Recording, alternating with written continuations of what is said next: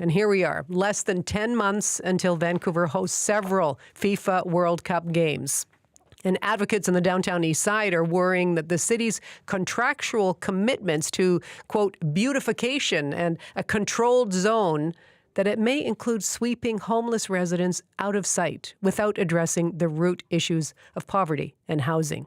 Now, the City of Vancouver did send us an emailed statement, and in part it reads, "The City of Vancouver is committed to protecting and upholding human rights and has no plans to displace or relocate people experiencing homelessness due to FIFA World Cup host city requirements." And it goes on to say the host committee is developing a human rights action plan to address potential human rights impacts in staging this event. And this work encompasses the safeguarding, inclusion, and protection of vulnerable populations. Again, that is the statement today from the city.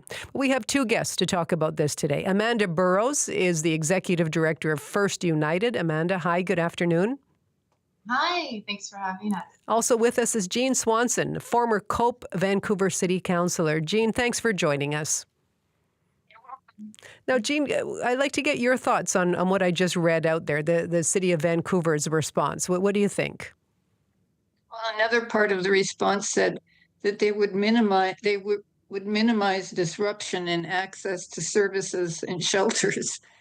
I would hope so. But the problem is that there's a lot of homeless people on the street, and the city already has a record of displacing them and taking their possessions. And so a lot of folks in the downtown east side are really afraid that FIFA will be just another excuse for the city to do what they have been doing, which is to move people who are homeless on the street and take their stuff. Right. And Amanda, what are some of your concerns? Well, in 2010, when the Olympics was here, First United was already a well-established charity in the community, but overnight, basically, we got the funding and the request to become a shelter. So we had 300 residents living in our church when we did not have the capacity to do that. And I know that on the street outside, the people that were homeless that we used to see were no longer there. We could see, police and security, but they were definitely inside our church. And once, I guess, the party was over, homelessness obviously still is persisting, that we maintained the levels of service, yet we didn't have the same funding that we got during the Olympics. So we were really trying to scramble and respond. And obviously homelessness persists to this day. We still respond. We operate a shelter. It now has 50 people in it. But what this anxiety and everything that's coming up from this is we just recognize we have a history of, when there are bigger events, we have bigger sweeps. And we just don't want to be responding to homelessness this way by just hiding it. We want some actual long-term solutions. So, Jean, Amanda's referring to the situation at the 2010 Olympics. How does it compare with where we're at now? Well, still in 2010, homelessness wasn't nearly as bad. Homelessness started getting bad in the early 90s when the feds cut back on social housing for low-income people. But back in 2010, we also had, in addition to First United's shelter, we had Home Ground, where government set up two huge tents at Oppenheimer Park, and one was for food and the other was for entertainment, and they paid peers to staff them, and the food was fantastic. And so it was a place for people to actually go and it was in a nice tent so they could stay warm, a heated tent. And so there was an actual thing that was done to help people, which I haven't heard any signs that might happen for FIFA. I see. And Amanda, in part of the statement, as I just read, the City of Vancouver says it has no plans to displace or relocate people experiencing homelessness. What assurances do you want to see from the city?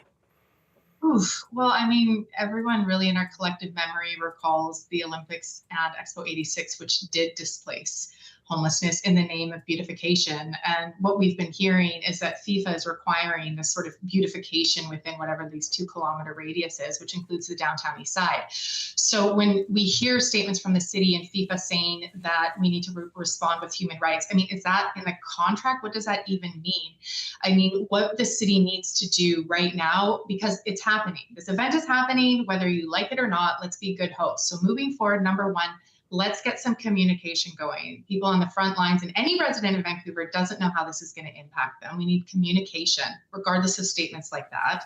2, we need some serious investment.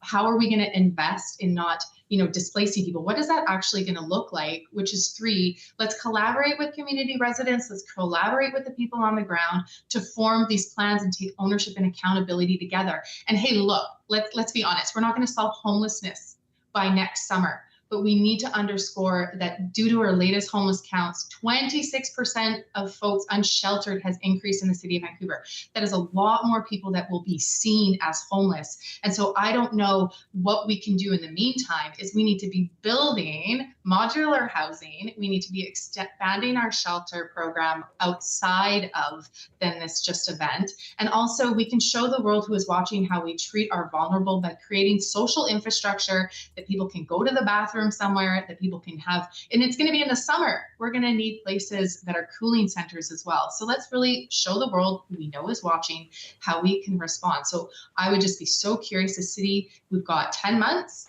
People are really anxious. They just need to convene some conversations and be more transparent than just these grand statements that they won't displace and they'll align with human rights when currently we do not see evidence of that. Okay, and you're right. The event takes place between June and mid-July of next summer. And Jean Swanson, what approach would you like the City of Vancouver to take when it comes to people who don't have a home right now? Everything that Amanda said for FIFA, but the federal government needs to get back into social housing, and they need to build social housing for low-income people, not just social housing that actually literally excludes low-income people because you have to have 40 grand to get in. That's going to be the key. If the feds had kept building social housing at the rate that they were building it between the 60s and the 90s, we wouldn't have this problem.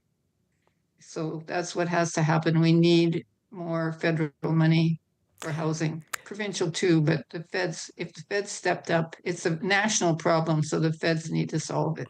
Jean, Amanda, thank you both for sharing your concerns. We will be monitoring this as we get closer to FIFA World Cup next June. Thanks to you both.